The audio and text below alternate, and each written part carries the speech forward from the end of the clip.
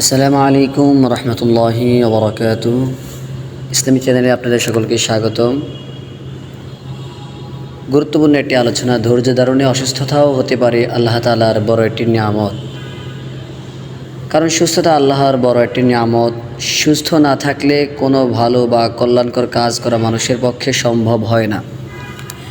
রাসূল সাল্লাল্লাহু আলাইহি সাল্লাম সব সময় সুস্থতার জন্য দোয়া করতেন। সাহাবাই কেরামকেও তিনি সুস্থতার জন্য দোয়া করার নির্দেশ দিতেন। রাসূলুল্লাহ সাল্লাল্লাহু আলাইহি সাল্লাম বলেন, সাল্লাল্লাহুল আফওয়া ওয়াল আফিয়াতা ফাইন্না আহাদান লাম ইউতা বা'দাল ইয়াকিনি খায়রাম মিনাল আফিয়া। যে আল্লাহর কাছে ক্ষমা, নিরাপত্তা ও সুস্থতা চাও। ঈমানের পর নিরাপত্তা ও সুস্থতাই সবচেয়ে উত্তম নিয়ামত। সুনানে তিরমিজি ও সুনানে নাসাইতে এসেছে। অসুস্থতা আল্লাহ তাআলার একটি পরীক্ষা। অসুস্থ হলে বান্দা যদি অধৈর্য হয়ে হুতাশ না করে আল্লাহর কাছে রোগ মুক্তির জন্য দোয়া করে, আল্লাহর উপরে ভরসা করে এবং তার রহমত আশা করে, তাহলে অসুস্থ ব্যক্তির গুনাহ মাফ হয় ও মর্যাদা বৃদ্ধি পায়। তাই ধৈর্য ধারণ করতে পারলে অসুস্থতা আল্লাহর নিয়ামতও বিবেচিত হতে পারে। সুবহানাল্লাহ। বলা হচ্ছে, আল্লাহর কোনো বান্দা যখন রোগাক্রান্ত হয় তখন আল্লাহ তাআলা তার কাছে দুজন ফেরেশতা পাঠান এবং বলেন, রোগাক্রান্ত ব্যক্তিকে কেউ দেখতে এলে সে তাদের কি বলে দেখো। যদি সে তাদের কাছে আল্লাহর প্রশংসা করে, তাহলে ওই দুজন ফেরেশতা সেই প্রশংসা নিয়ে আল্লাহর দরবারে হাজির হয়।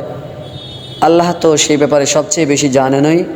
তিনি বলেন, যদি আমি আমার এই বান্দাকে মৃত্যু দেই তাহলে আমি তাকে জান্নাতে প্রবেশ করাবো, আর যদি সুস্থ করে দেই তবে আগের চেয়ে উত্তম রক্ত মাংস অর্থাৎ সুস্বাস্থ্য দান করব এবং তার গুনাহ মাফ করে দেব। মুআত্তায়ে মালিক। তাই অসুস্থ অবস্থায় সঠিক চিকিৎসা গ্রহণ ও সুস্থতার জন্য দোয়া করার পাশাপাশি আল্লাহর প্রশংসা করা উচিত। আল্লাহর সিদ্ধান্তের ব্যাপারে বিরক্তি বা হতাশা প্রকাশ করা একদমই ঠিক নয়। অসুস্থ ব্যক্তিকে দেখতে যাওয়া। কেউ অসুস্থ হলে অন্যদের কর্তব্য তাকে দেখতে যাওয়া। মুসলিম ভাইয়ের একটি হক বা অধিকার হলো অসুস্থতার সময় তাকে দেখতে যাওয়া, তার খোঁজ খবর নেওয়া ও তার সুস্থতার জন্য দোয়া করা।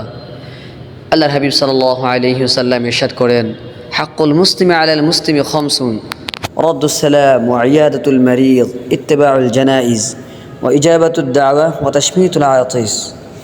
সহিহ বুখারী ও সহিহ মুসলিমের মধ্যে হাদিসে এসেছে যে এক মুসলিমের উপর অপর মুসলমানের হক 5টি।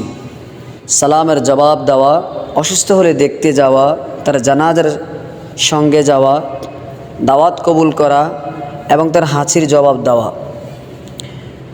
তো অসুস্থ ব্যক্তিকে দেখতে যাওয়া অত্যন্ত ফজিলতপূর্ণ কাজ।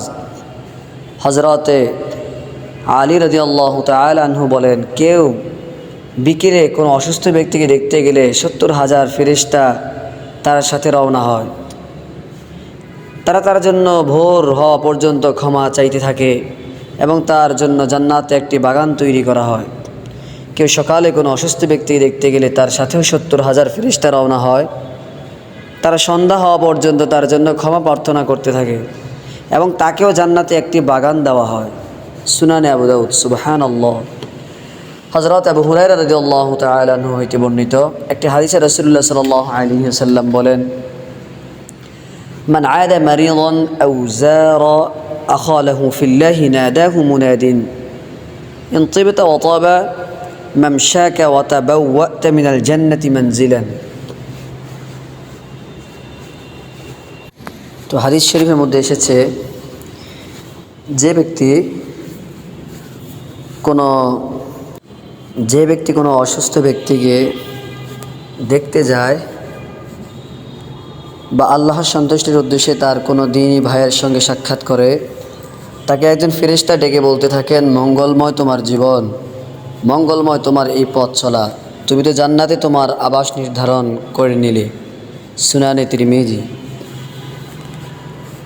এই সমস্ত হাদিসের মাধ্যমে আমরা জানতে পারি, বুঝতে পারি যে বিপদে অসুস্থতার সময় ধৈর্য ধারণ করা এবং আল্লাহ পাক রব্বুল আলামিনের কাছে তার সুস্থতার জন্য দোয়া করা, এটা অত্যন্ত একটি গুরুত্বপূর্ণ কাজ এবং ঈমানের একটি দায়িত্ব।